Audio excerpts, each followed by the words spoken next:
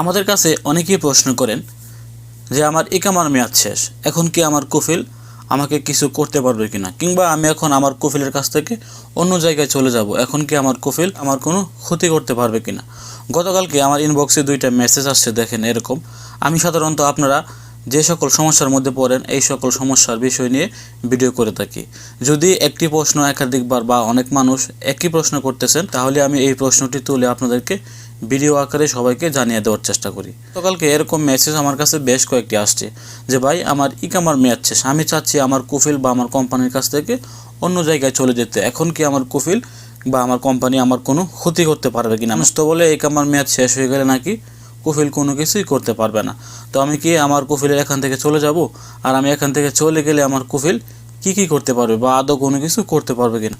আজকে আপনাদেরকে জানিয়ে দেব যে আপনার ইকামার মেয়াদ শেষ হওয়ার পরও চাইলে আপনার কফিল অনেক কিছুই করতে পারবেন। বর্তমানে কিন্তু সৌদি আরবের অনেক নিয়মকানুনই পরিবর্তন হয়ে গেছে, যার কারণে কফিলের হাত থেকে অনেক ক্ষমতা চলে গেছে, আবার নতুন করে কিন্তু কফিলের হাতে অনেক ক্ষমতা চলেও আসছে। মূল কথা হচ্ছে, যারা প্রশ্ন করেছেন যে ইকামার মেয়াদ শেষ হয়ে গেলেও আমি যদি তার এখান থেকে চলে যাই, আমার কফিল কি কোনো কিছু করতে পারবে কিনা।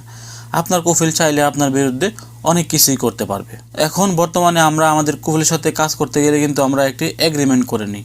একটি এগ্রিমেন্ট করে আমাদের কফিলের সাথে কিন্তু চুক্তিপত্র করে আমরা তার সাথে কাজে জয়েন করি বা তার সাথে কাজ করি। ধরেন অনেকেই 2 বছর 3 বছর 5 বছরের কন্ট্রাক্ট করে তার কফিলের আন্ডারে কাজে যান। এমনটাই কিন্তু এখন বর্তমানে সৌদি আরবের সিস্টেম। আপনাকে লাজিম চুক্তি করতেই হবে, চুক্তিপত্র ছাড়া এখন কোনো প্রবাসী কিন্তু তার কফিল বা কোম্পানির সাথে কাজ করতে পারবে না। এখন কথা হচ্ছে, যদি আপনার ইকামার মেয়াদ শেষ হয়ে যায় এবং আপনার কোম্পানির সাথে বা আপনার কফিলের সাথে যদি আপনার কন্ট্রাক্ট পেপারটির মেয়াদ থাকে, তাহলে আপনি চাচ্ছেন যে আপনার কফিলের কাছ থেকে চলে যেতে, কিন্তু আপনার ইকামার মেয়াদ নাই। আপনি এখান থেকে চলে গেলে যদি আপনার কন্ট্রাক্টের মেয়াদ থাকে, কাজের কন্ট্রাক্টের, তাহলে আপনার কফিল চাইলে আপনাকে টার্মিনেট করে দিতে পারে। যদি আপনার ইকামার মেয়াদ না থাকে, আপনার কন্ট্রাক্টের মেয়াদ থাকে, তাহলে কিন্তু আপনার কফিল আপনাকে টার্মিনেট করে দিতে পারবে। টার্মিনেট করে দিলে যদি আপনি পুরানো লোক হন, তাহলে আপনি 60 দিন সময় পাবেন। এই 60 দিনের ভিতরে আপনি অন্য জায়গায় কাফেলা হতে পারবেন। সরাসরি হুরুপ দেওয়ার কোনো রাস্তা নাই এখন। কফিল চাইলেও কিন্তু কোনো কর্মীকে সরাসরি হুরুপ দিতে পারে না। তবে কফিল চাইলে ইকামার মেয়াদ শেষ হয়ে গেলেও কিন্তু সে ফাইনাল এক্সিট দিতে পারবে। তবে ফাইনাল এক্সিট দিতে গেলে তাকে অনেকটা কষ্ট করতে হবে, অনেকটা দৌড়াদৌড়ি করতে হবে। সরাসরি মক্তব আমলে গিয়ে আপনার বিরুদ্ধে আপনার কফিল অভিযোগ করবে যে আমার কর্মী আমার এখান থেকে চলে গেছে বা আমার এখান থেকে পালিয়ে গেছে। এরকম একটি অভিযোগ দায়ের করে সে আপনাকে সরাসরি মক্তব আমল থেকে ফাইনাল এক্সিট দিতে পারবে। সে তার আফসার থেকে কখনোই আপনাকে ফাইনাল এক্সিট দিতে পারবে না। ফাইনাল এক্সিটটি দিতে গেলে তাকে অনেকটা কষ্ট করতে হবে।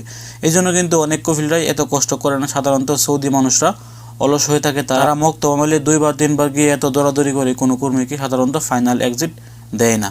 তারপরও অনেক কফিল আছে চিন্তা করে যে না, আমি শেষ পর্যন্ত দেখে দেবো যে সে সৌদি আরবে কীভাবে থাকে, সে আমার এখান থেকে চলে গেছে, আমি তাকে যে কোনো মূল্যে ফাইনাল এক্সিট লাগাবো। এরকম রাগ যদি আপনার কফিল করে, তাহলে কিন্তু সে মক্তব আমলে গিয়ে 2 বার না 3 বার না 5 বারও গেলেও সে ওইখানে গিয়ে আপনাকে ফাইনাল এক্সিট লাগিয়ে দেবে। এমনকি কফিল চাইলে আপনার বিরুদ্ধে মামলাও করতে পারে। আপনি যেহেতু আপনার কফিলের সঙ্গে একটি এগ্রিমেন্টে গিয়েছেন, এগ্রিমেন্টে গিয়ে আপনি তার সাথে কাজ করেছেন, এই এগ্রিমেন্ট শেষ হওয়ার আগে আপনি আপনার কফিল বা আপনার কোম্পানির কাছ থেকে চলে গেছেন, সেক্ষেত্রে আপনার কফিল চাইলে কিন্তু আপনার বিরুদ্ধে একটি ক্ষতিপূরণের মামলাও করতে পারবে। যারা জানতে চেয়েছেন যে আপনার ইকামার মেয়াদ শেষ হয়ে গেলেও আপনাদের কফিল বা আপনাদের কোম্পানি কোনো কিছু করতে পারবে কিনা, আশা করছি আপনারা আপনাদের উত্তরটি পেয়ে গেছেন। অবশ্যই যাদের ইকামা এক্সপায়ার, আপনারা আপনার কোম্পানি কিংবা আপনার কফিলের কাছ থেকে চলে যাওয়ার আগে সবসময় খেয়াল রাখবেন যে আপনার কফিলের সাথে আপনার কোনো কন্ট্রাক্ট আছে কিনা। বর্তমানে কিন্তু কফিল বা কোম্পানির সাথে কন্ট্যাক্ট করে আমাদেরকে কাজ করতে হয়। যদি আপনার কন্ট্রাক্টের মেয়াদ শেষ হয়ে থাকে, তাহলে আপনি নির্দ্বিধায় আপনার কফিলের কাছ থেকে চলে যেতে পারবেন, আপনার কফিল আপনাকে কিছুই করতে পারবে না।